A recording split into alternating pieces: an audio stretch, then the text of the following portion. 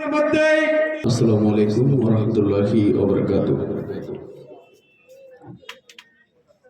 আমরা কিছুক্ষণ পূর্বেই আমাদের সম্মানিত ওয়াইজিনের ওয়াজ শুনলাম। তো আসলে আমি খুব মনোযোগ দিয়ে শুনলাম যে মায়ের কষ্ট, মায়ের কতটুকু কষ্ট হয় আমাদের ছোট থেকে বড় করতে। তো আসলে আমার নিজের চোখ দিয়েও পানি ঝরছে কথাগুলো শুনে। আমরা সেই মাকে কিন্তু শিক্ষিত মহল এখন বৃদ্ধাশ্রমে দেখি কিনা। আল্লাহ যাতে আমাদের বৃদ্ধাশ্রম নামক এই আযাব থেকে এই জাতিকে মুক্তি দান করে, সকল বেলা আমিন। আমি বৃদ্ধাশ্রম নিয়ে একটি সঙ্গীত পরিবেশন করছি। যে মা 10 মাস 10 দিন ধরে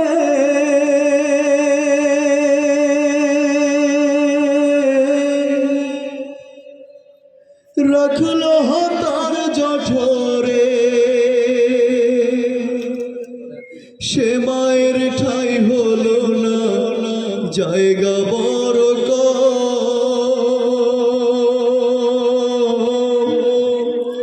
সে মায়ের ঠিকানা তাই বৃদ্ধাশ্রম। যে মা 10 মাস 10 দিন ধরে রাখলো তার জঠরে, সে মায়ের ঠাই হলো না জায়গা বড় সে মায়ের ঠিকানা তাই বৃদ্ধাশ্রম। সে মায়ের ঠিকানা তাই বৃদ্ধাশ্রম। বড় ছেলের রোজগার কম, তার কাছে মা বোঝা, সে কারণে মেঝোর কাছে মায়ের আশ্রয় খোঁজা। হায়রে মায়ের আশ্রয় খোঁজা। ছোট ছেলের বউটায় আবার লেখা পড়া জানে, শাশুড়ি কথাটার শুধু জানে না সে মানে। হায়রে জানে না সে মানে, ঠিক না? বড় ছেলে রোজগার কম, তার কাছে মা বুঝা, সে কারণে মেঝোর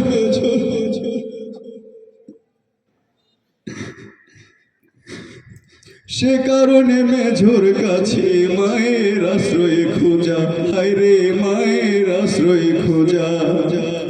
ছোট ছেলের বউটায় আবার লেখা পড়া জানে, শাশুড়ি কথাটার শুধু জানে না সে মানে। হায়রে জানে না সে মানে। হায়রে মা বলে যে শাশুড়িকে,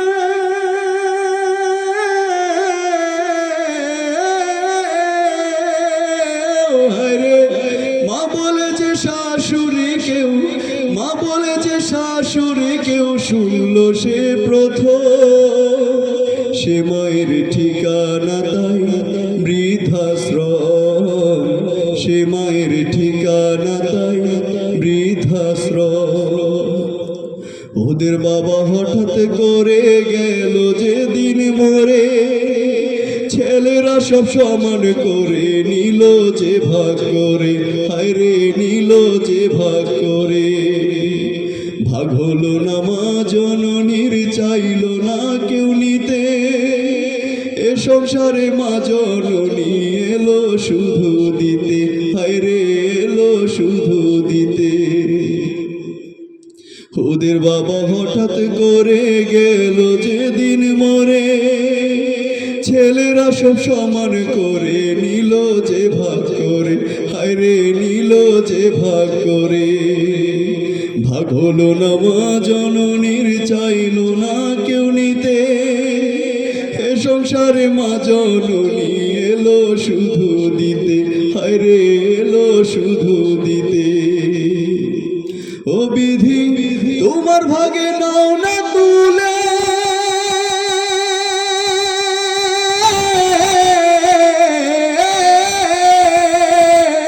বিধি তোমার ভাগে নাও না তুলে, তোমার ভাগে নাও না তুলে। চাই না এ জনম।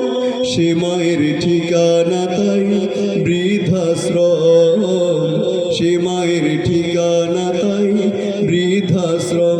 যে মা 10 মাস 10 দিন ধরে রাখলো তার জঠরে, সে মায়ের ঠাই হলো না জায়গা বড় কম, সে মায়ের ঠিকানা তাই বৃদ্ধাশ্রম, সে মায়ের ঠিকানা তাই বৃদ্ধাশ্রম, সে মায়ের ঠিকানা